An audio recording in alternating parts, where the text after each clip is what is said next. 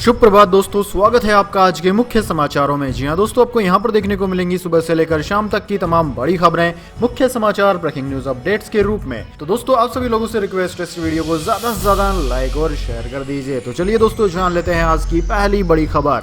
Vivo ने Delhi high court में की अपील, सैलरी नहीं दे पा रहे, ईडी ने कर दिए हैं खाते सील। जी हां दोस्तों, चाइनीज स्मार्टफोन निर्माता कंपनी वीवो ने दिल्ली हाईकोर्ट का दरवाजा खटखटाया है। वीवो अपने कर्मचारियों को सैलरी नहीं दे पा रही है। दोस्तों, मामला है मनी लॉन्ड्रिंग का, जिसमें ईडी पूरे मामले की जांच कर रही है और वीवो कंपनी के 9 बैंक अकाउंट्स को सीज कर दिया गया है। दोस्तों, बताया जा रहा है कि इन खातों में लगभग 250 करोड़ रुपए जमा है। जानकारी के अनुसार वीवो ने हाईकोर्ट में याचिका दायर की कर अपील की है कि कंपनी के करीब 9 बैंक खातों को सील कर दिया गया। ऐसे में कंपनी के सामने सबसे बड़ी समस्या है कि वे कर्मचारियों को समय पर सैलरी नहीं दे पा रही है। इसका कारण यह है कि कंपनी के करीब 250 करोड़ रुपए इन खातों के सील होने के साथ ही उसी में रह गए हैं। कंपनी ने हाईकोर्ट में कहा है कि कर्मचारियों को सैलरी देने के लिए उन्हें इन खातों को ऑपरेट करना होगा। ऐसे में हाईकोर्ट ईडी को आदेश देकर सील किए गए खातों को खुलवा दे, जिससे सभी को सैलरी दी जा सके और कंपनी के हर दिन के कामकाज पर कोई प्रभाव न पड़े। इसके बाद दोस्तों, अगली बड़ी खबर। जापान के पूर्व प्रधानमंत्री शिंजो आबे का निधन, प्रधानमंत्री मोदी समेत दुनिया भर के नेताओं ने जताया दुख।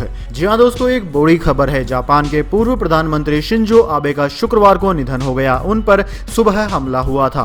पूर्व सीएम आबे पर हमला उस वक्त हुआ जब वे नारा शहर में एक भारी सभा को संबोधित कर रहे थे। दोस्तों, हमलावर ने शिंजो आबे पर पीछे से 2 गोलियां मारी थी, जिसके बाद वे जमीन पर गिर पड़े और उनके शरीर से खून निकलने लगा और उन्हें गंभीर हालत में अस्पताल पहुंचाया गया। इलाज के दौरान वे जिंदगी और मौत की जंग हार गए। जापान में घटित इस घटना ने पूरी दुनिया को हैरान कर दिया। जापान की राजधानी में शिंजो आबे की पहचान एक शांत स्वभाव वाले शख्स और देश की इकोनॉमी को उभारने वाले नेता के तौर पर है। उनकी मौत पर प्रधानमंत्री नरेंद्र मोदी समेत देश के कई अन्य नेताओं ने गहरा शोक व्यक्त किया है। दोस्तों, आपकी जानकारी के लिए बता दें, शिंजो आबे भारत के अच्छे दोस्त माने जाते हैं। मैं आपसे विनती करता हूं कि जापान के पूर्व प्रधानमंत्री शिंजो आबे की आत्मा की शांति के लिए आप कमेंट बॉक्स में RIP जरूर लिखें। दोस्तों, प्रधानमंत्री नरेंद्र मोदी ने भी जापान के पूर्व PM के निधन पर गहरा शोक व्यक्त किया। उन्होंने कहा कि मैं आज अपने सबसे प्यारे दोस्त के निधन पर दुखी और स्तब्ध हूं। वह एक महान वैश्विक राजनेता, एक उत्कृष्ट नेता और उल्लेखनीय प्रशासक। प्रधानमंत्री मोदी ने कहा कि शिंजो आबे के साथ मेरा लगाव कई साल पुराना है। मैं उन्हें गुजरात के मुख्यमंत्री के कार्यकाल के दौरान से जानता था। इसके बाद दोस्तों, अगली बड़ी खबर। पवित्र अमरनाथ यात्रा गुफा के पास बादल फटा, मौके पर अफरा तफरी, बचाव दल मौके पर उतरे। जी हां दोस्तों, पवित्र अमरनाथ गुफा के पास बादल फटने की घटना सामने आई है। प्रारंभिक सूचना के मुताबिक बादल फटने के बाद पानी बढ़ने से कई श्रद्धालु इसमें फंस गए। मौके पर राहत और बचाव दल पहुंच चुका है। वहीं दोस्तों, इस घटना में कई सारे लोगों के घायल होने की खबर सामने आई है। इसके बाद दोस्तों, अगली बड़ी खबर। फैक्ट चेकर मोहम्मद जुबैर को अंतरिम जमानत मिली, लेकिन अभी रहना होगा जेल में। जी हां दोस्तों, वेबसाइट ऑल्ट न्यूज के सह संस्थापक मोहम्मद जुबैर को सुप्रीम कोर्ट ने 5 दिन की अंतरिम जमानत दे दी है। हालांकि उनकी रिहाई नहीं हो सकेगी। कोर्ट ने साफ किया है कि अंतरिम जमानत का यह आदेश यूपी के सीतापुर में दर्ज केस के लिए है। चूंकि दिल्ली में दर्ज केस में जुबैर न्यायिक हिरासत में है, इसलिए उन्हें अभी दिल्ली की जेल में रहना होगा। दोस्तों, सुप्रीम कोर्ट अगले हफ्ते मामले की सुनवाई करेगा। जुबैर पर धार्मिक भावनाओं को ठेस पहुंचाने के मामले में कई FIR दर्ज है। गुरुवार को सीतापुर की कोर्ट ने उनकी जमानत अर्जी खारिज कर पुलिस हिरासत में भेज दिया था। जुबैर ने सुप्रीम कोर्ट से मांग की है कि सीतापुर वाले केस को निरस्त कर दिया जाए। उन्होंने अपनी रिहाई की भी मांग की है। दोस्तों, सुनवाई की शुरुआत में ही उत्तर प्रदेश सरकार के लिए पेश सॉलिसिटर जनरल तुषार मेहता ने याचिका का विरोध कर दिया था। इसके बाद दोस्तों, अगली बड़ी खबर। केंद्रीय मंत्री नितिन गडकरी ने किया जबरदस्त ऐलान, कार बाइक चलाने वालों की हो गई बल्ले बल्ले।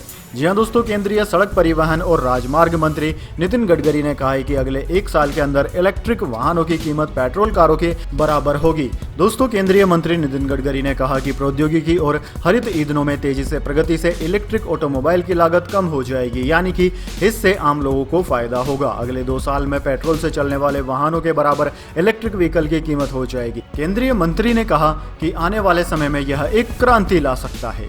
इसके बाद दोस्तों, अगली बड़ी खबर। उद्धव ठाकरे ने मध्यावधि चुनाव की मांग की। शिंदे गुट से बोले, पार्टी का चिन्ह कोई नहीं छीन सकता।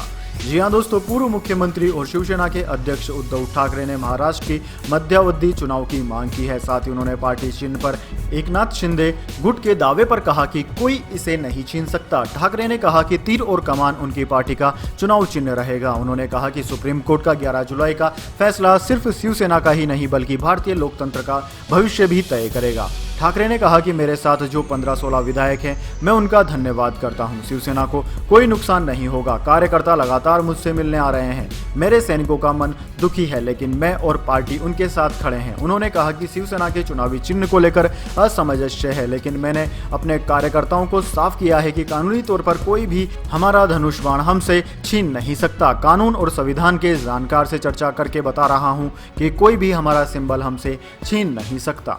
इसके बाद दोस्तों अगली बड़ी खबर, महाराष्ट्र, गोवा समेत इन राज्यों में भारी बारिश की चेतावनी। अगले 5 दिन में होगी भारी बारिश। इंडियन मेट्रोलॉजी डिपार्टमेंट ने जारी कर दिया है अलर्ट। जी हां दोस्तों, भारतीय मौसम विज्ञान विभाग ने अगले 5 दिनों में मुंबई और गोवा समेत कई अन्य राज्यों में भारी बारिश की चेतावनी जारी की है। इंडियन मेट्रोलॉजी डिपार्टमेंट ने हिमाचल प्रदेश, उत्तराखंड, ओडिशा, छत्तीसगढ़, मध्य प्रदेश, महाराष्ट्र, गुजरात, केरल, तटीय आंध्र प्रदेश, कर्नाटक और तेलंगाना जैसे राज्यों में शनिवार रविवार को भारी बारिश का अनुमान जताया है। दोस्तों महाराष्ट्र में लगातार 4 दिनों से बारिश जारी है। आईएमडी ने अब मुंबई और गोवा में अगले 24 घंटे के लिए रेड अलर्ट जारी किया है। महाराष्ट्र में 10 जुलाई तक भारी बारिश की चेतावनी दी गई है। इस दौरान लोगों से समुद्र तट पर जाने की मनाही कर दी गई है। दोस्तों इंडियन मेट्रोलॉजी डिपार्टमेंट के अलर्ट के मुताबिक गुजरात में 11 जुलाई तक भारी बारिश का अनुमान है। राज्य के कुछ हिस्सों में भारी बारिश होने की चेतावनी दे दी गई है। वहीं दोस्तों मध्य महाराष्ट्र में 10 और 11 जुलाई को भारी बारिश की संभावना है।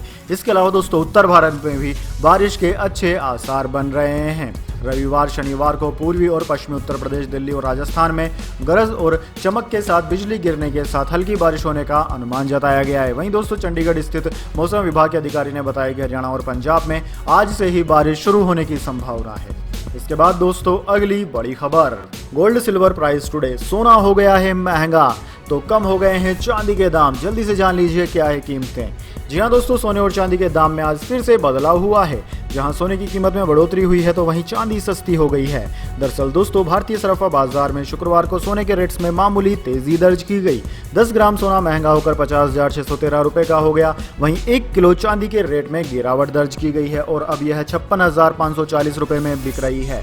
दोस्तों HDFC सिक्योरिटीज ने यह जानकारी दी है। दिल्ली सराफा बाजार में शुक्रवार को सोने का भाव 97 रुपए की तेजी के साथ 50,613 रुपए प्रति 10 ग्राम हो गया था। वहीं दोस्तों चांदी की बात की जाए तो चांदी की कीमत 303 रुपए की गिरावट के साथ 56,540 रुपए प्रति किलोग्राम पर आ गया। अंतर्राष्ट्रीय बाजार की बात कर लें तो दोस्तों अंतर्राष्ट्रीय बाजार में सोना $1742 प्रति औंस, जबकि चांदी $19.20 प्रति औंस पर स्थिर रही। इसके बाद दोस्तों अगली बड़ी खबर, पंजाब में कांग्रेस नेताओं पर कार्यवाही हुई तेज। पार्टी बोली ये आम आदमी पार्टी और बीजेपी के बीच समझौता है। जी हां दोस्तों, पंजाब विजिलेंस ब्यूरो द्वारा कांग्रेस के वरिष्ठ नेता और अमृतसर इंप्रूवमेंट ट्रस्ट के पूर्व अध्यक्ष दिनेश बस्सी की गिरफ्तारी हो गई है, जिसके बाद राज्य कांग्रेस के नेताओं में इस बात को लेकर चर्चा होने लगी है कि कांग्रेस के नेतृत्व वाली पिछली सरकार में नियुक्तियों को टारगेट करने के लिए आम आदमी पार्टी की सरकार ने यह फैसला किया है। पार्टी के शीर्ष नेतृत्व को इस बात की आशंका होने लगी है कि पिछली सरकार में रह चुके मंत्रियों को निशाना बनाने के बाद दूसरी पंक्ति के कांग्रेस नेता आप सरकार के निशाने पर हैं। वहीं दोस्तों आने वाले दिनों में इस तरह की और राजनीतिक नियुक्तियों को लेकर कार्रवाई का सामना करना पड़ सकता है। आपके जानकारी के लिए बता दें, पंजाब के पूर्व वन मंत्री साधु सिंह धर्मसोत को भ्रष्टाचार के एक मामले में गिरफ्तार किया जा चुका है। इसके बाद दोस्तों अगली बड़ी खबर, नुपुर विवाद के बाद हैकरों का भारत पर साइबर अटैक। 2000 से ज्यादा वेबसाइट्स को किया हैक। जी हां दोस्तों, अहमदाबाद क्राइम ब्रांच ने कहा है कि नुपुर शर्मा की घटना के बाद मलेशिया और इंडोनेशिया के मुस्लिम हैकरों ने भारत के खिलाफ साइबर युद्ध शुरू कर दिया है। 2 हैकर समूह ड्रैगन फोर्स मलेशिया और हेविक्विस्ट इंडोनेशिया दोनों ने भारत के खिलाफ साइबर युद्ध शुरू किया। दोनों समूहों ने दुनिया भर के मुस्लिम हैकरों से भी अपील की है कि वे भारत पर साइबर हमला शुरू करें। अहमदाबाद साइबर क्राइम ब्रांच ने कहा है कि हैकर ग्रुप्स ने 2000 से ज्यादा वेबसाइट्स हैक की है। हैकर्स ने नुपुर शर्मा के घर और पर्सनल डिटेल ऑनलाइन डाले। इसके अलावा असम के एक क्षेत्रीय चैनल में लाइव टेलीकास्ट के बीच में पाकिस्तान का झंडा दिखाया गया था। हैकर्स ने ठाणे पुलिस की वेबसाइट हैक कर ली थी। यही नहीं, आंध्र प्रदेश पुलिस का पर्सनल डिटेल दिया गया था। लोगों के आधार कार्ड और पैन कार्ड ऑनलाइन लीक हुए थे। इसके बाद दोस्तों अगली बड़ी खबर, विदेशी उड़ानें होंगी सस्ती, घरेलू एयरलाइंस को एटीएफ पर नहीं देना होगा एक्साइज ड्यूटी। जी हाँ दोस्तों, इंटरनेशनल फ्लाइट्स से सफर करना अब सस्ता हो सकता है। दरअसल दोस्तों, वित्त मंत्रालय ने इंटरनेशनल फ्लाइट्स का संचालन करने वाली डोमेस्टिक एयरलाइंस को तेल मार्केटिंग कंपनियों से विमान ईंधन यानी कि एटीएफ की खरीद पर 11% बेसिक एक्साइज ड्यूटी से राहत दे दी है। दोस्तों, मंत्रालय ने एक नोटिफिकेशन में कहा कि डोमेस्टिक एयरलाइंस को इंटरनेशनल फ्लाइट्स के संचालन के लिए बेचे जाने वाले एटीएफ पर बेसिक एक्साइज ड्यूटी नहीं वसूली जाएगी। यह फैसला 1 जुलाई 2022 से ही लागू हो गया है।